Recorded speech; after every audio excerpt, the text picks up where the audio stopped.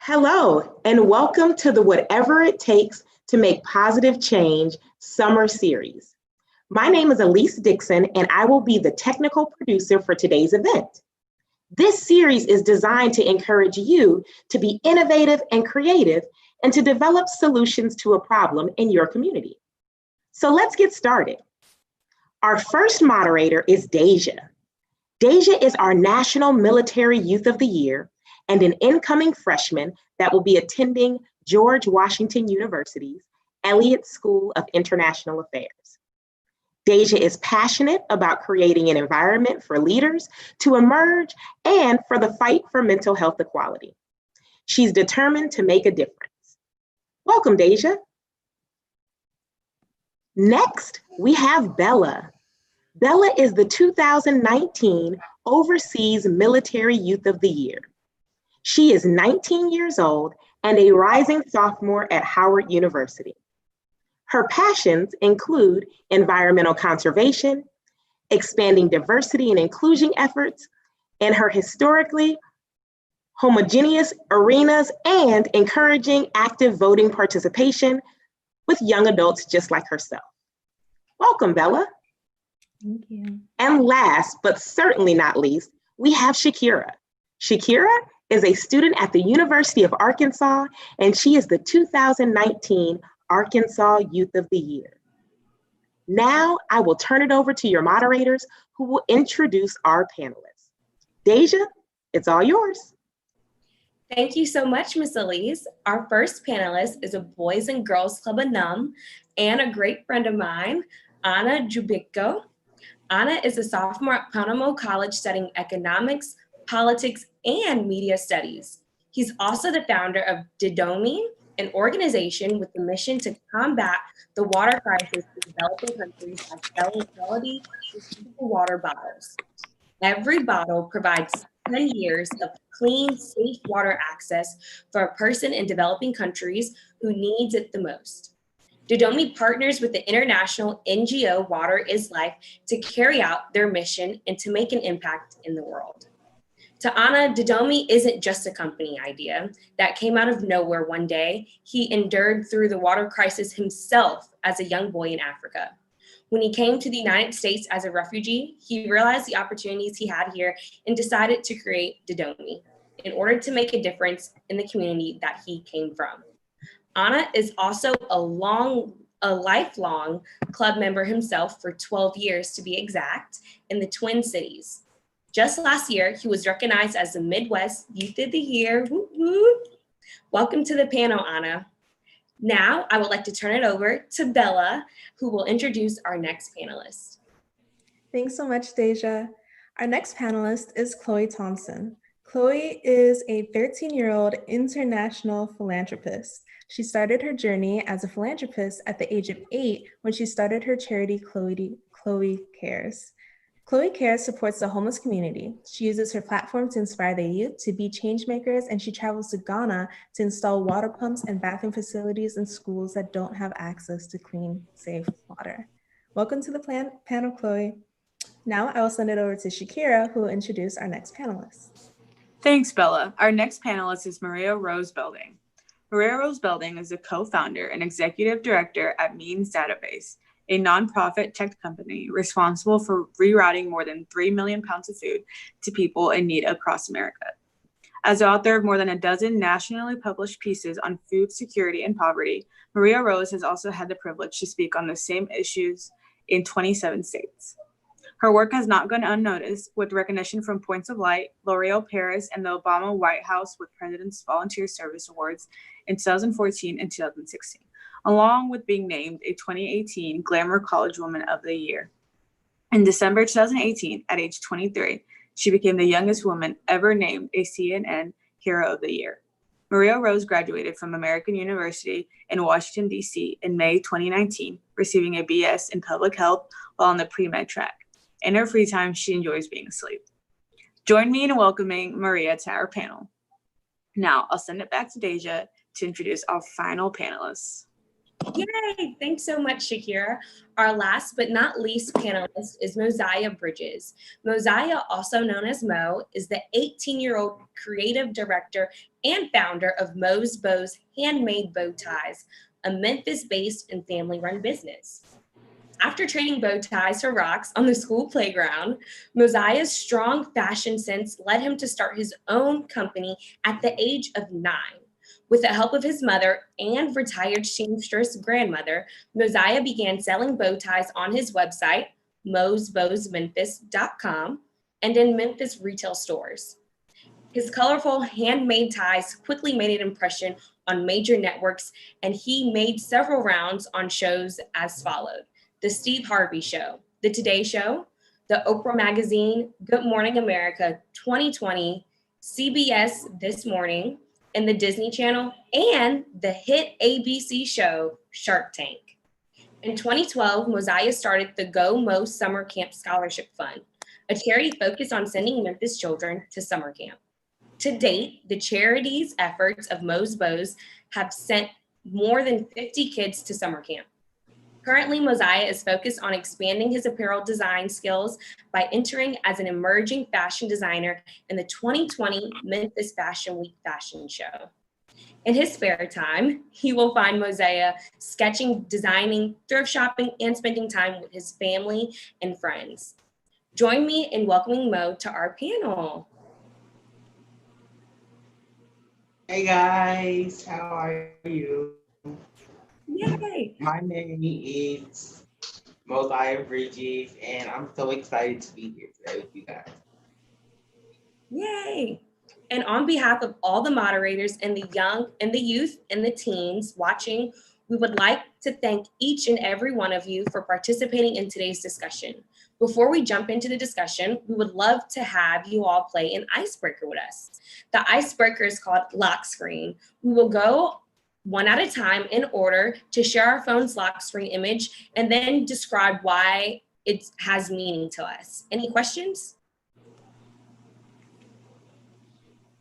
All righty, then I will go first. This is a picture of my lock screen. This is me. I don't know if you can see it.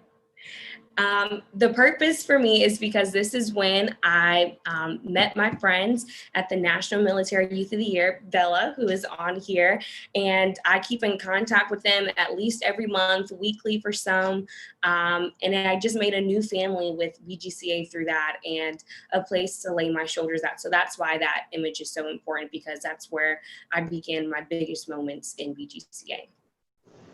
So now I would like to give it over to Anna. You are next.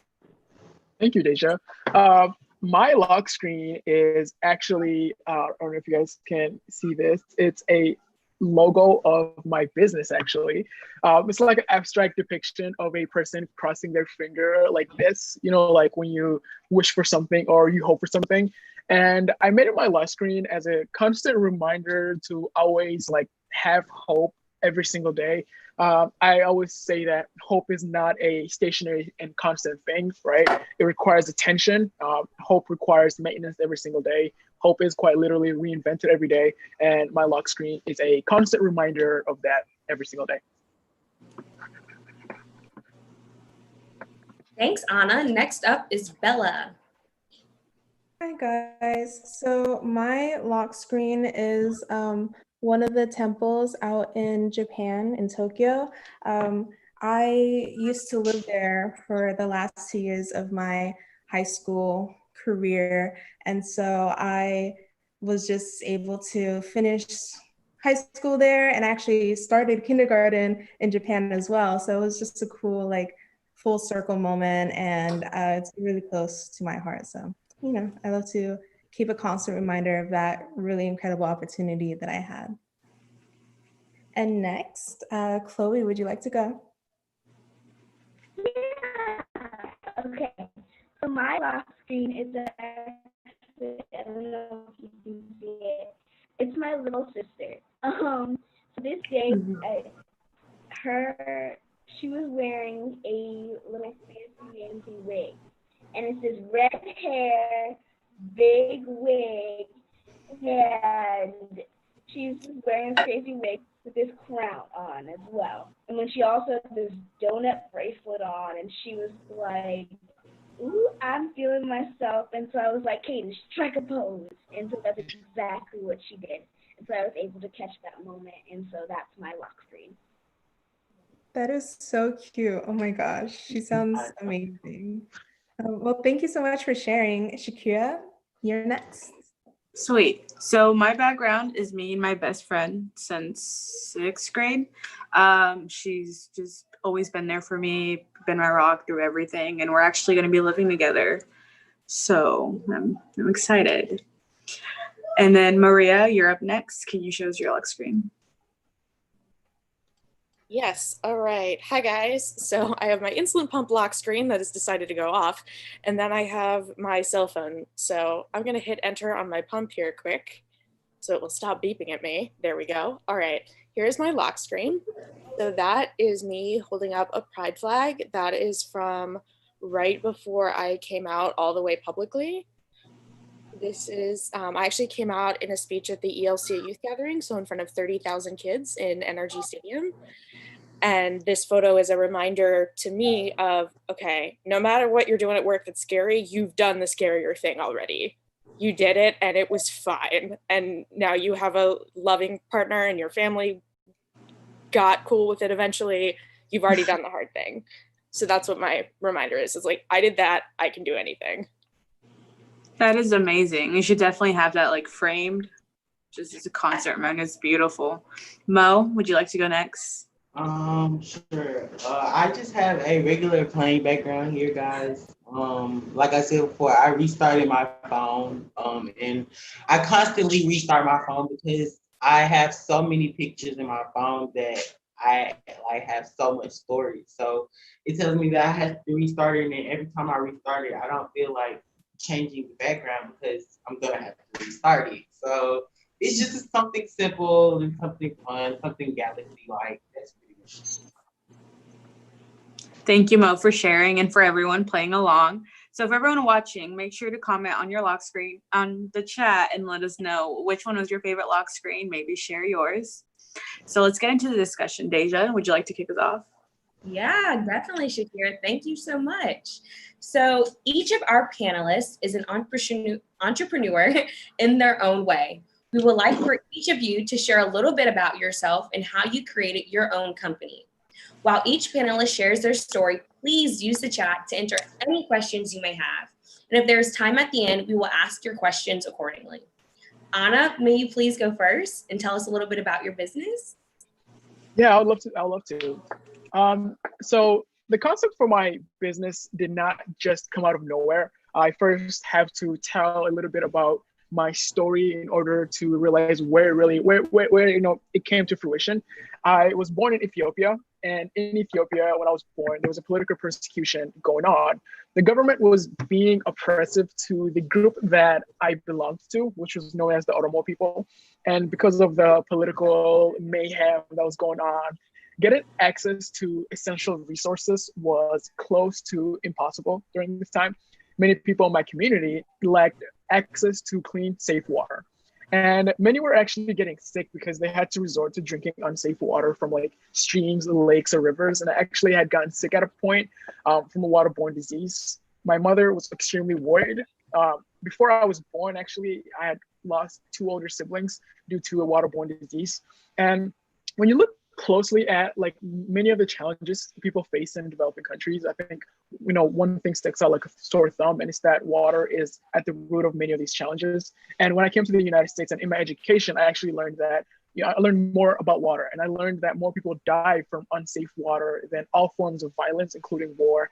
And about 50% of all deadly diseases in Africa can actually be attributed to unsafe waters. And so lack of clean, safe water undermines the efforts of many countries to achieve their developmental potential. And you see so much philanthropy in the US and in aid and in donations, yet the thing that was killing most people was actually water. And that's where Didomi comes in. Didomi is a social enterprise that's on a mission to combat the water crisis in developing countries by selling reusable water bottles like this one right here. And one of the biggest culprits that accelerated the water crisis was the plastic water bottle, actually. Plastic bottles were irregularly getting dumped in sources of water, and then it was contaminating waters for so many communities.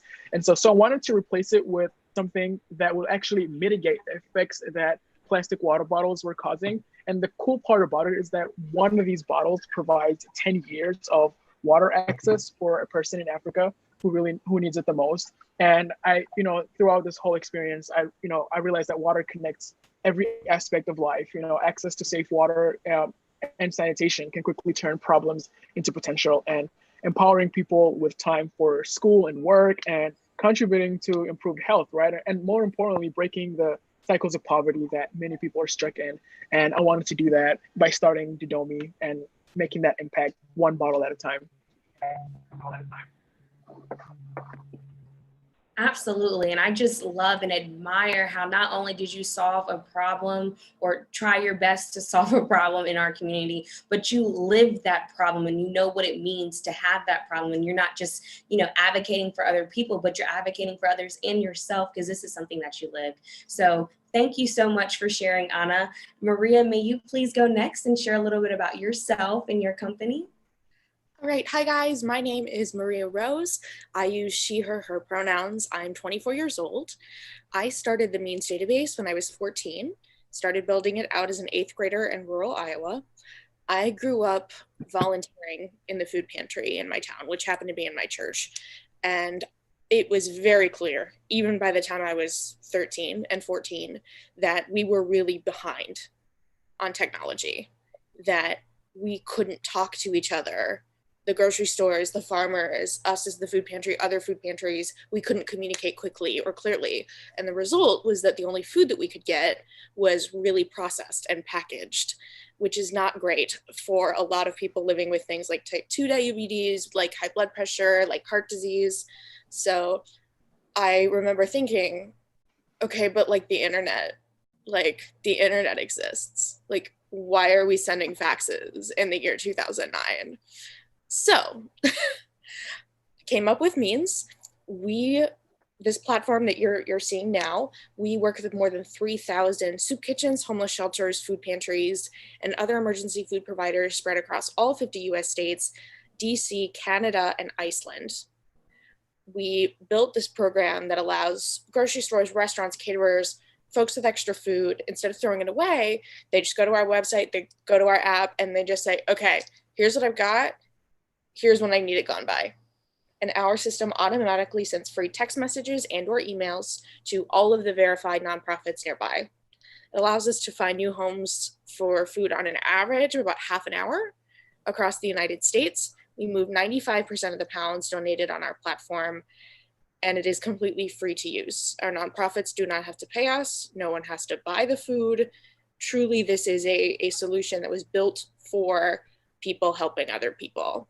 So yeah, that's us. And I'm now the boss of 20 employees, which is pretty cool. And at the start of COVID, we got a $750,000 investment from Grubhub.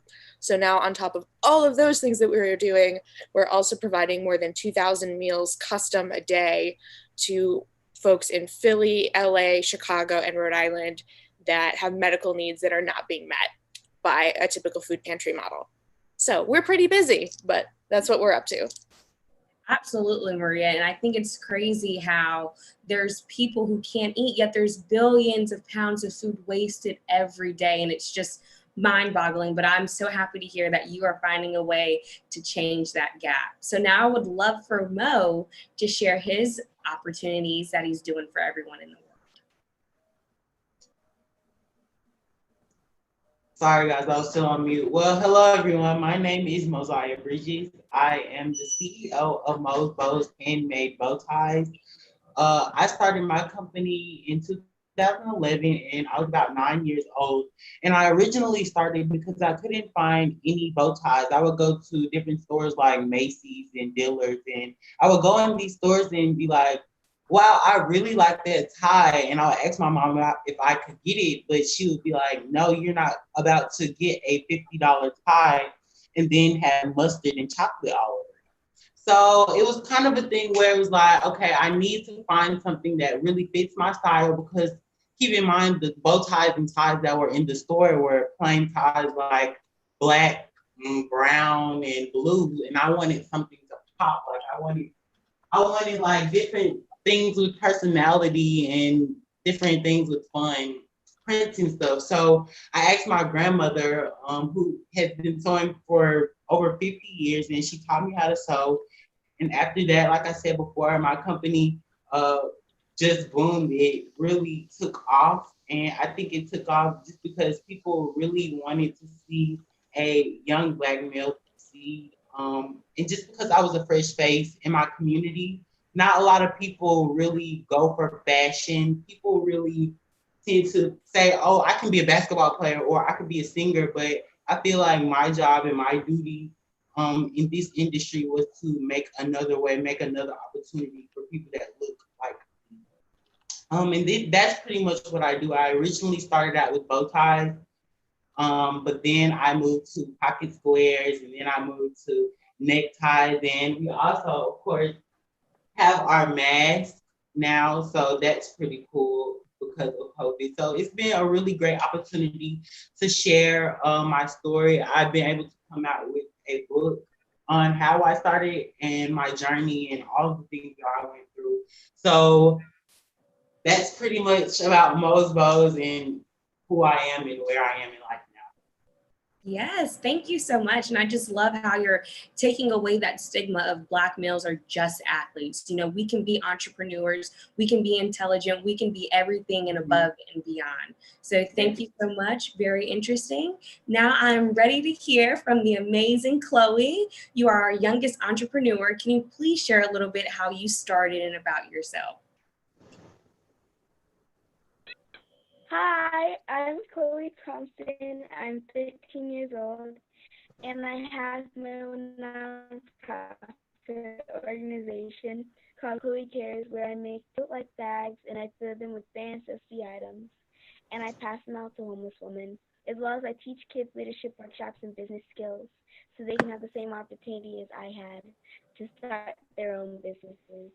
And I take trips to Ghana where I install water pumps and bathroom facilities there so that they can have the opportunity to have clean water because out there sometimes it takes it takes them a long time just to get so they can be able to get clean water and stay healthy, but as well as if it takes them too long to finish their chores, they're not able to go to school. And so education is such an important thing to me. So that's another thing. And the reason I started Chloe Cares was because I would pass the same homeless woman on my way to school, and I would just ask my mom how she was out there, and she would tell me some reasons, and I would just feel really bad for her. And at the time, my grandma, she was teaching me how to sew tote-like bags and shoulder bags, and I told her that I saw this woman and I wanted to do something to help her. And so that's exactly what we ended up doing. We ended up making about like 25 bags, and I started passing them out. And ever since then, I've loved what I do, and I've been able to expand and do so many more amazing things. Oh, that is so awesome. Yes. She is such a reminder that it does not matter your age, you can still make a difference in the world. So I'd like to get started and ask everyone this question. For those that started at a young age, when you started young, how did you get people to take you seriously and support your idea? This question is for anyone. Well, personally, I feel like there's no limit on the matter.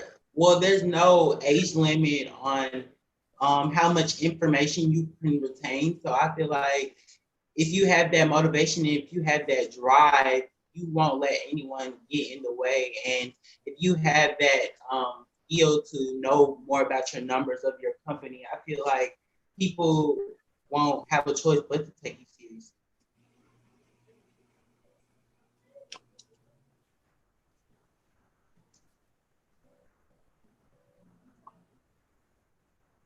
Does anyone? For me, my age has always been an obstacle. I just turned 13, And I started when I was 8. I believe, yeah, I started when I was 8 years old. And I would go into a meeting or I would go on conference calls, and people just can't believe that it's actually like me, and it's me behind like a lot of what I do, and that I do like all the hard work.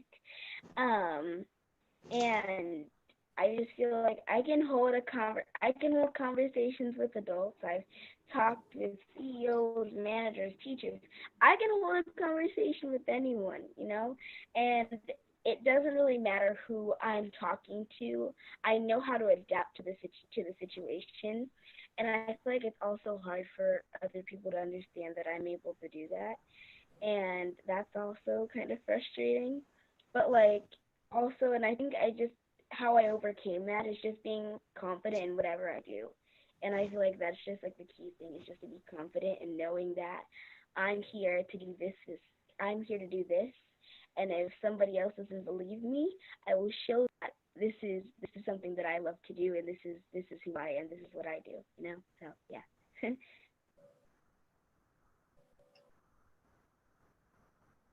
All right. Well, thank you guys so much for sharing.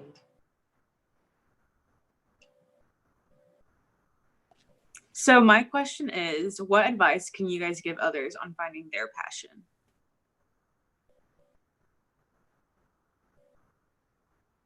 Anyone can go ahead and answer.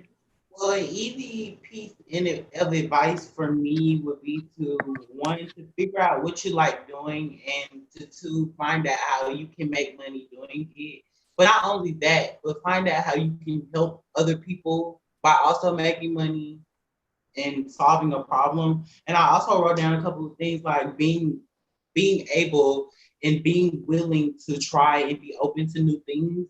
Because I remember as a young kid, I was stubborn and I thought that I knew everything, but I had to realize that, it takes different, people to come into my life and different mentorships to really change your perspective. And me being open to learn really had to do a lot with that, and really had to do a lot with me progressing in life with my company and just as a man, period. Thank you, Mo. Anyone else? Oh, go ahead. Okay. I was just going to say that it's not necessarily something you have to be able to make money from right away. So like Means, we're the largest company of our kind in North America. And we just got to the point that we were able to start paying staff full time, which is great and sustainable. Not everything that's worth doing is going to make you money, and that's okay. 100%. First, I want to start off by definitely echoing that point. I think that's a really good point. Especially like when you look at a lot of companies and how they start. Like, for example, I think like Nintendo is like one of the biggest video game companies in the world, and they started off selling cards. And so you never actually know where your company might end up going. And so sometimes just keep doing things, and over time you will learn and do that thing that you actually want. But also, like, in terms of finding your passion, I always like find myself being very cautious when I talk about this, because I'm all for doing things that you're very, that you care about. But as an entrepreneur, as Mo was kind of saying, you kind of have to balance that, right? I take a very like human-centered design approach when it comes to entrepreneurship, right? The most important part to me is also my passion, but it's not about me. It's also about people's needs and how I can help and fix those people's needs, right? I can't ignore the market. And so I would first encourage people to actually identify the needs of people in your community that are currently not being met, whatever that might be. Look for problems. But like Mo did, right? Seeing that bowls were really expensive and not fashionable enough, or Maria did with the food waste problems, or same thing that Chloe did with the homelessness. And so find those problems, and then after that, assess your strength, right?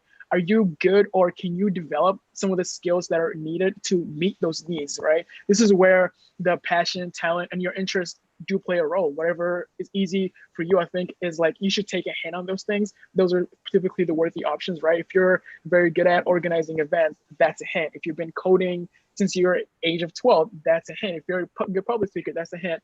And so you have to match those two things up, right? Take the problems in your community that you want to fix, and then after that, take those things that you get at and then mix them.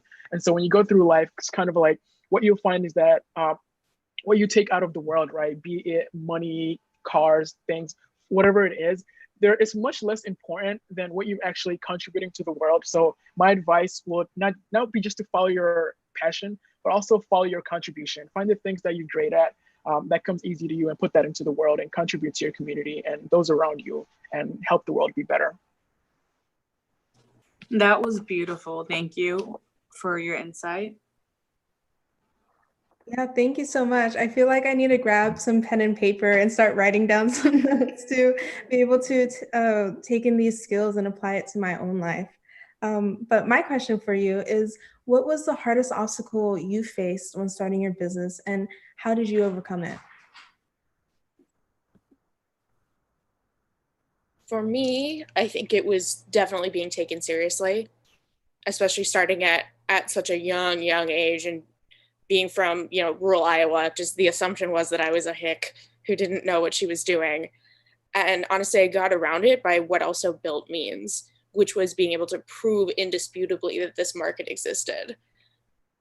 I echo Anna's comments about go find the problems in your community and go talk to the people affected by them.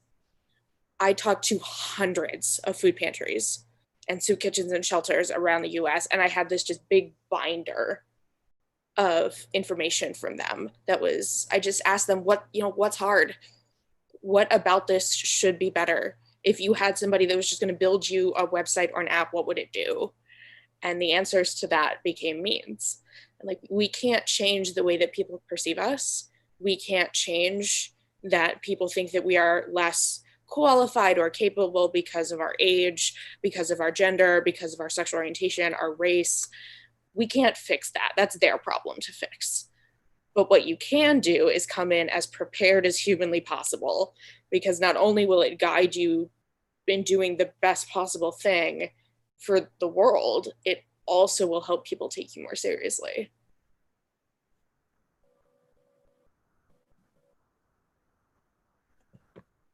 Would anyone else like to share some of the hardest obstacles they faced and how you overcame it with your business? Well, I think one of the hardest obstacles that I faced was definitely rejection, because I remembered I would be selling at different, farmers markets or different markets where I would be actually able to meet up with my customers. And so I was, standing there, and a lady, she came up to my table and she was like, oh, how much is this bow tie? I really like it. I really like the feel. I like the texture. And then I told her how much it was, realizing that, I had to put a lot of work into the tie. I had to get the fabric. I had to sew it. So, of course, it took a lot of my time. And so when I told her the price and she threw it back down oh, I could get that at Walmart, it was kind of a thing oh, not everybody is going to be my customer. So that's pretty much when I had to learn, I'm not going to appeal to everyone. Not everyone is going to like my product, and that's fine. I just have to focus on the people that do. Thank you so much. That's awesome. Yeah, and for me, I think the hardest obstacle that I faced when starting my business was actually making the leap from I want to make this business to actually going out and doing it. I always wanted to be an entrepreneur, kind of have my own company, but making that leap was probably the hardest. And the background that I come from, my parents are refugees and they don't know English or even work whatsoever. So they don't have much resources to provide me other than the unconditional love and support that they've sheltered me with. They're not lawyers or doctors or entrepreneurs themselves. So I had no ground to actually start from. I didn't have anyone in my immediate circle to consult. So for that reason, I would never have thought that I would actually be able to create my own company and be successful in doing so. It was a huge mental block for me. And on top of that, right, as Mo was saying earlier, most successful Black males that you actually see are athletes. And so, but once I was able to overcome that obstacle and that doubt and realize that I also can be an entrepreneur and start a business and be successful at it, I felt like I regained a huge power that was returned to me, right? I kept asking myself, if not me, then who, right? There was no difference between me and a successful person besides, you know, a really good idea and hard work to make it happen. And so that was the biggest obstacle for me. And I hope that everyone watching this right now really hears me out when I say this. I seriously mean it. Always ask yourself, if not me, then who? Because you also can be an entrepreneur. You also can start your own business and be successful at it. Yeah, you guys are all so amazing. Thank you for sharing.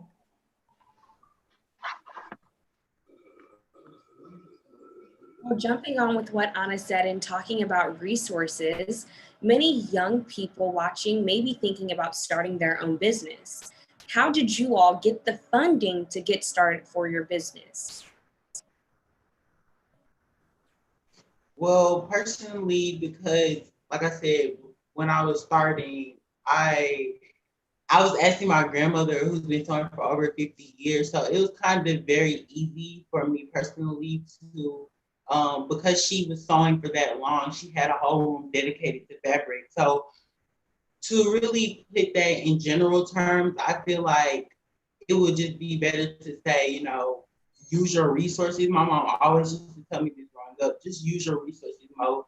Use your resources. And I never really knew what that meant until I got older and started realizing how when you tap into play and you use different things like skills, like communication and really being able to talk to people and being able to relate, then you can go a far and long way.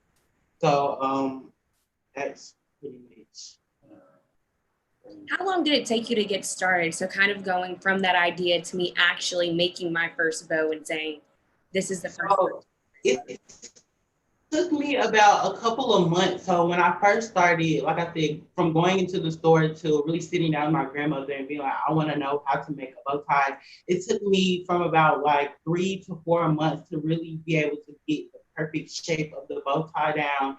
And it was like so hard. There were so many ties that came out crooked and lopsided and flat that I didn't like at all. But it took hard work and dedication and determination in myself to keep going and to keep pushing through to see the end goal of what I would see now.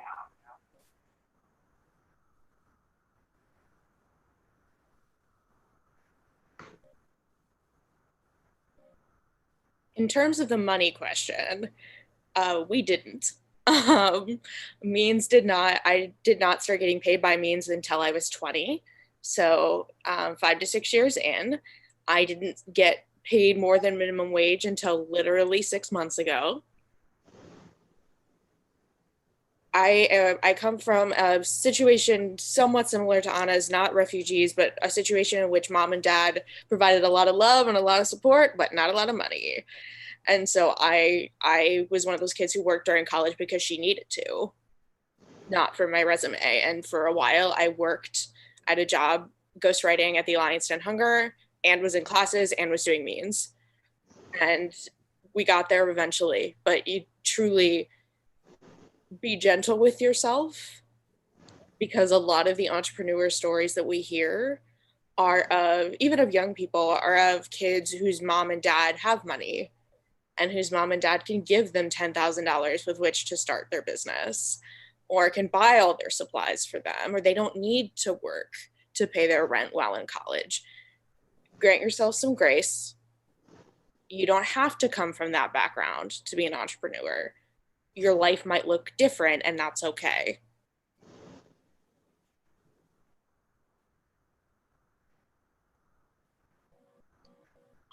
I'm 100% behind that.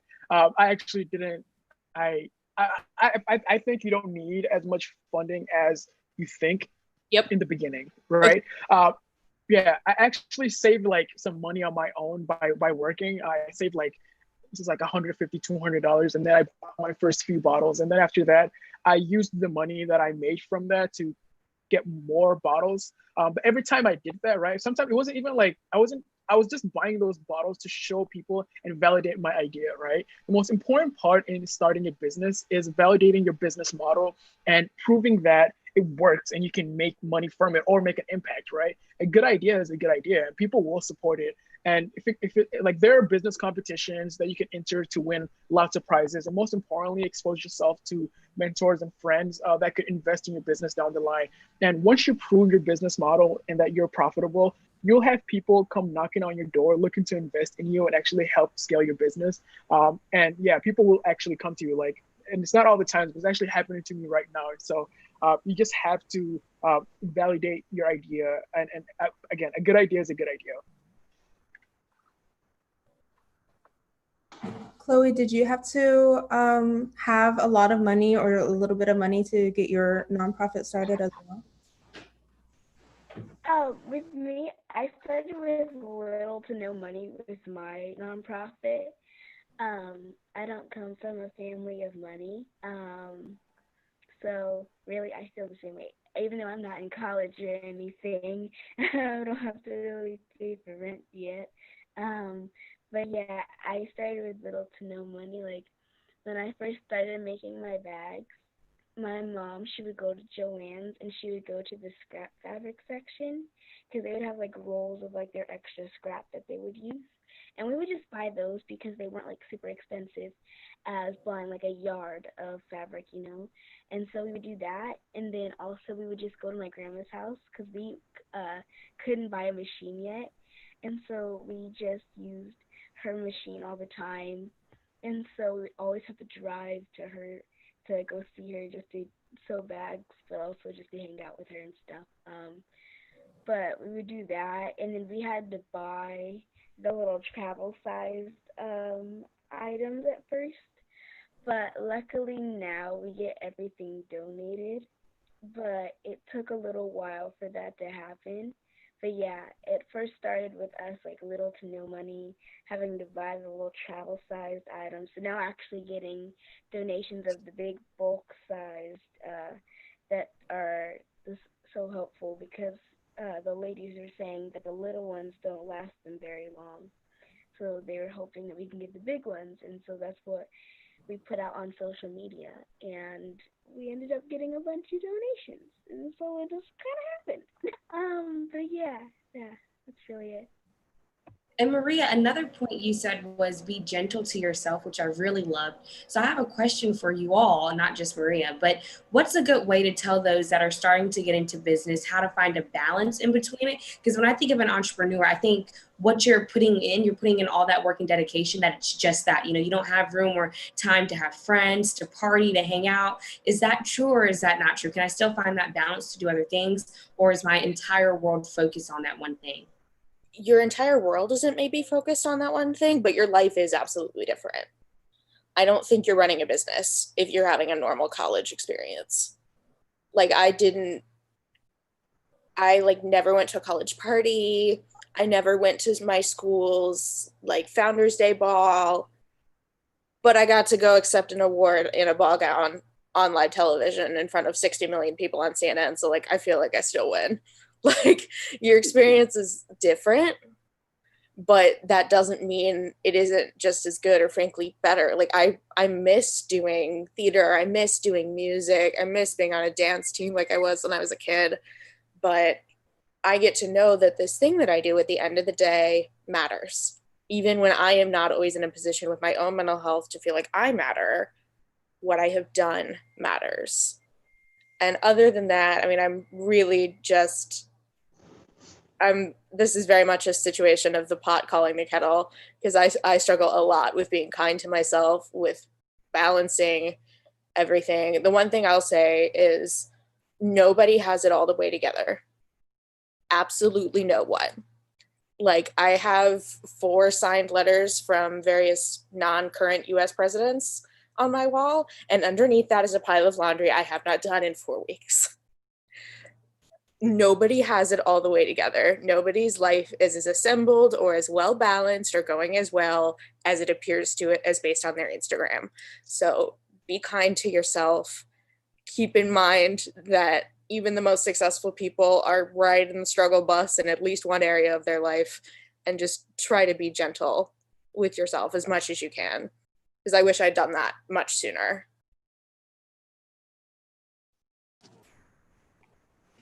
Thank you, everyone, for sharing. Oh, you can go ahead, Chloe. For me, I was able to balance school and my Chloe Cares. But there was one point where one of my teachers didn't really care for what I did, and she was not there to like support or anything. She was basically says she acted as if she was choosing favorites. You know, we're not doing that. We're not here to choose favorites. Yeah, I understand that, but she didn't give special things, especially for when I travel. She wasn't gonna let me make up my work. She wasn't gonna let me do certain things. So I had to go to homeschool. But when I was in regular school, it was a great experience, and I was able to juggle both those, and I still had a good social life, you know. Even right now, I have a good social life, you know, even though I'm homeschooled. I have plenty of friends who are homeschooled.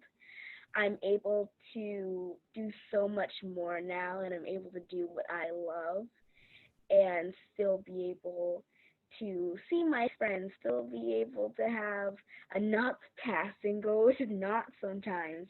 You know, like I'm still able to juggle both, but like kind of like how Maria said, nobody has their life together, you know? Nobody does.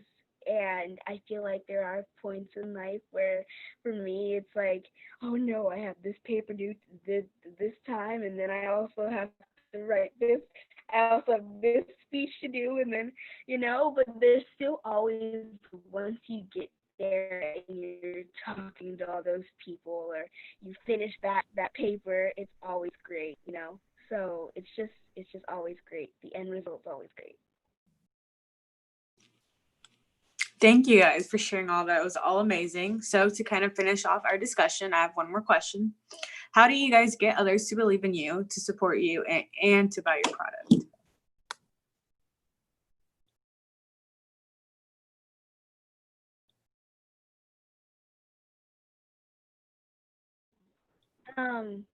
I think I truly believe that if you're passionate about what you do and you believe in it, others will follow. You know, I'm sure whoever designed and made the pencil wasn't worried about who was going to support or going to believe. You know, but they just believed in their product and that it was going to work. And I always use this example with water. Like for like this entire you always have to see a whole entire aisle of water, you know? So like Dasani water is never worrying about just water or crystal geyser water or whatever water, you know? They just make water, and your idea may look like somebody else's or somebody else's product, but you just be yourself, and you have to just be yourself and believe in what you're doing, and everybody will realize, oh, she really believes and she's very confident about what she does and her product and her water company. They're just so confident, and they believe in what they're doing, because there's Dasani water over there, but guess what? Her water is different because it has this. She really believes in it, you know? Each person believes in their own product, and like I said, if you believe in it, they will follow. Yes, and I also said that you can get others to believe in you by simply just by having a good story that really captures a product and your journey. But specifically for me, people love the fact that I was so young and that I had a company, and that I was so interested in fashion, and that I was doing something different in my community that not a lot of other people were doing. So just having a really good story that captures, like I said, the journey and everything that you've been through really helps with people believing in you. And it's a really quick way of getting people on your team. I will throw in to find some teammates, because the right people to work with you are ones who care about it just as much as you do. You're one human being. You're not going to be good or know how to do absolutely every single thing that is required when you run a nonprofit or a for-profit company. That's okay. You can hire people. I frankly got people to believe in means because I had a whole crew of people that I believe in tremendously, that I am incredibly proud to be the boss of, that there's 19 other people making this happen every day. I believe in them, and that allows me to believe in means. And opportunities like this exist pretty much everywhere. My youngest employee is 14 years old. She's a web developer. These opportunities exist. So maybe you don't want to start a company, but there's a small nonprofit that you see that's doing really cool stuff, or there's an outlet in your town that's doing awesome stuff. Go ask. They might have room for you.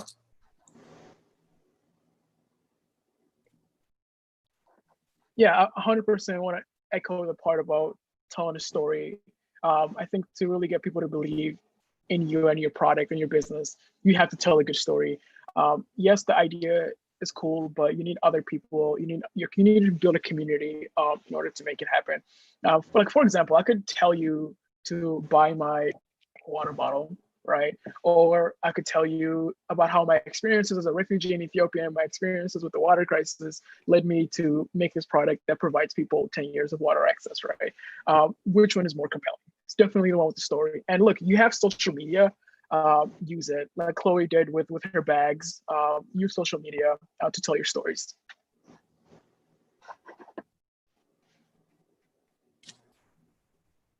Thank you guys for sharing. Deja, would you like to wrap us up? Thank you so much, Shakira. On behalf of the moderators, Bella and Shakira, and all the youth watching, we want to thank you all for participating in today's discussion. We really appreciate all that you do. We hope you enjoyed today's discussion, but we want you to know we don't want you to stop right here. You can make positive change in your community, just like the entrepreneurs you heard from today. We invite you to participate in the Boys and Girls Clubs of America's Pitch Fest and Hackathon Challenge. What's that, you may ask? We want to give you a chance to think about a problem in your community and a business you can create to help solve that problem. For example, Chloe wanted to provide the homeless with essential toiletries, and Anna wanted clean water access for all. What is the problem you see in your community? Use the chat box to share a few. So if you want to identify your own problem within your own community and solve it, you can enter our Pitch Fest. But if you want to solve a particular problem that we give you, you can create a problem and enter into the hackathon. The hackathon problem is as follows: how to increase engagement at your local club. With COVID-19, social distancing changing the way we interact, what is the solution you can come up with to get more youth involved at your club? We want to help you make positive change in your community. So remember, if you want to identify your own community problem, you'll enter our Pitch Fest. But if you want to solve a problem that we give you, then just follow the prompts that Deja said. So we will select 10 participants, 5 from Pitch Fest submissions and 5 for the hackathon submissions to be a part of the virtual competition. And from each of those, one lucky winner will be selected and will be awarded $750 to assist them in turning their ideas into an actual attainable reality, which I think is amazing. So if you guys want to be a part of this competition, please go to myfuture.net at home activities and look for the Whatever It Takes to Make Positive Change badge. The activities in this badge will help you identify your problem, create a solution, and then create and submit your 90-second pitch. Change can start with you. So start today. Submissions are open now and will run through August 15th. Thanks so much for joining our discussion today, and we can't wait to see your amazing ideas. Don't forget, join us on Saturday, August the 29th for the virtual Pitch Fest and Hackathon. Thanks for tuning in, and see you all soon. Thank you.